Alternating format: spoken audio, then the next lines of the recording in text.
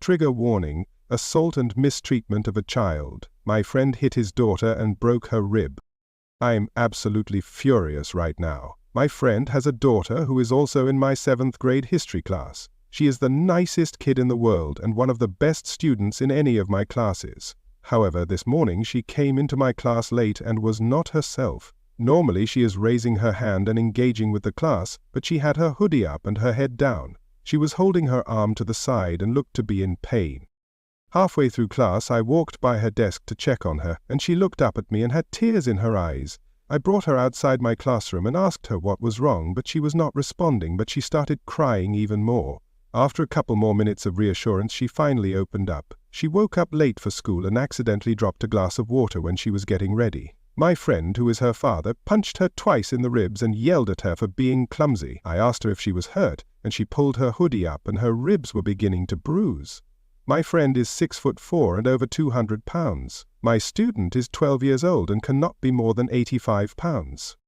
I asked my colleague in the next class to watch over my class, and I took her to the health office where her mother picked her up. When she saw her daughter sitting in pain, she nearly burned the office down. She started cursing my friend's name and said this was the last straw for her. She asked me not to file a report, but I told her I was required to as I was shown evidence of mistreatment, and her daughter used the word mistreatment, which she begrudgingly understood.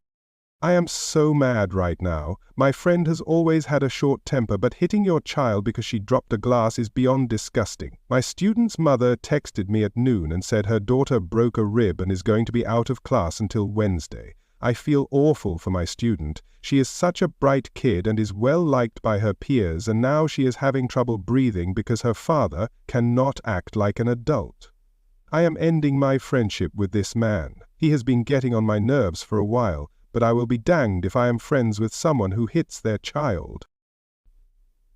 Update. Hi everyone, a lot of people wanted an update on my previous post here, so here they are. The guidelines of my school district mandate that a police officer come whenever a child reports an instance of mistreatment. I am not going to go into detail for reasons of student confidentiality, but there is a warrant going out for the arrest of her father. My student is home with her mother and grandparents and is recovering. One of her ribs is broken and she is in a lot of pain, but she is breathing a lot better. Her mother and father are married but have been living apart for a couple of months. She has been floating the idea of divorcing him, and she sent me a text message this morning saying she is going to file for divorce. Her mother is a really good person, and she also reported moments of mistreatment between her husband. She has been able to find living arrangements and is able to support herself and her daughter. I have known her for 16 years. She would never lay a hand on her daughter. She is a good parent. My student's father blew up my phone last night saying I am destroying his family and to stay out of his business. I did not respond and blocked him.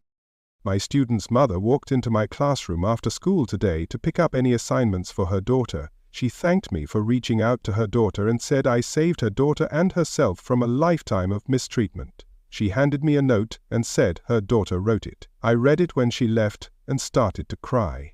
My student thanked me for recognizing that she was in pain. She felt comfortable talking to me since she has known me her entire life and knew I would act if she told me she was in danger. She called me her favorite teacher and said she will be prepared for class when she returns. I pray she fully recovers and is not deeply traumatized by this event. She is a good kid and needs to be loved and cared for by people who appreciate her. Edit. Her father was arrested this morning. He is no longer a threat right now. He admitted to driving by my apartment complex last night. I might have dodged a major bullet by leaving town for the weekend. I can relax a little bit. So can my student and her mother. Thank you to everyone who supported me through this situation. If you are being mistreated, please tell a teacher or counselor if you are in school. I understand that it is difficult to talk about such a topic, but we are here to help you. I know there are situations where some teachers do not assist the student, but please give yourself the chance to be helped. It can mean the difference between a lifetime of danger or the ability to escape your situation.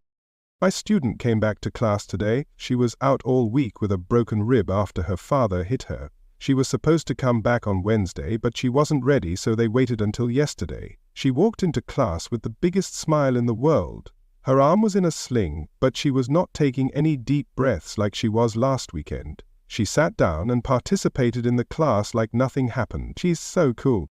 After school, she walked into my classroom and handed me a note and an envelope. In the envelope was a gift certificate to a nice Italian restaurant from her mother. She told me to take my girlfriend and daughter out to dinner this weekend. The note was her thanking me for recognizing she was in pain and acting on it. She knew she could trust me, and my actions went a long way for her knowing she can go to someone she trusts if she is in distress. She wrote me a similar letter last week, but it was her reiterating what she said. She gave me a hug and left, and I closed the door and cried a little bit. She is very strong for a 12-year-old. I can tell this event is not going to affect her greatly. Her mother is working harder to be open with her, and she has a good family support system. Her father is in jail and will be for a long time. She's a special kid. She is by far my favorite student. Overheard boyfriend telling his friend he could never picture himself getting married. Where do I go from here? I recently stumbled upon this sub and want to get a collective opinion about my situation. My 33 boyfriend and I, 33 female, have been together for about 3 years. When we first started dating, he said he was dating to marry, and we had a lot of honest, open conversations about wanting to build towards that level of commitment and partnership. In the years since, we've moved in together and supported each other through so much. As of late, I've been feeling a bit sad because 3 years have gone by and there has been no talk of engagement or marriage, which doesn't align at all with how adamant my boyfriend was about marriage as a goal when we first met. He would even often tell me how a little voice in his head was telling him to just marry me after we'd only been together a few months, and other things that made marriage seem like a legitimate goal and priority. But I haven't seen that come into play at all. To make matters worse, I recently overheard him having a conversation with his friend in which he said, "I could never see myself getting married." This hurt me quite badly, but instead of freaking out or getting noticeably upset, I just asked him about it. I didn't admit that I'd overheard his conversation, but I did ask what his honest thoughts were about marriage, and if his thoughts about it had changed over the years. He responded that he isn't sure he still believes in marriage and can't decide if societal ideas are making him feel pressured to get married one day, or if it's something he actually wants. I reasserted that getting married is a priority for me and I fully intend to be a wife someday. He didn't really have anything to say to that. We walked away from this conversation very calmly, no heated emotions, but I think I need to leave my boyfriend over this. I'm also realizing that I have basically given him all the benefits of being married without actually marrying him, and that this is no longer fair to me. I don't resent him, and I don't regret the ways I've been able to support him, but this has included giving this man a lot of money over the years when he was struggling financially, which I did because it felt like the right thing to do, and because I thought we were meant to be life partners. What do you think? Do I need to move on? Update. First of all, I just want to say thank you to the hundreds of people who commented on my original post and gave me their heartfelt opinions and advice. I didn't expect such a huge response, and I'm genuinely grateful. To make a long story short, I left him.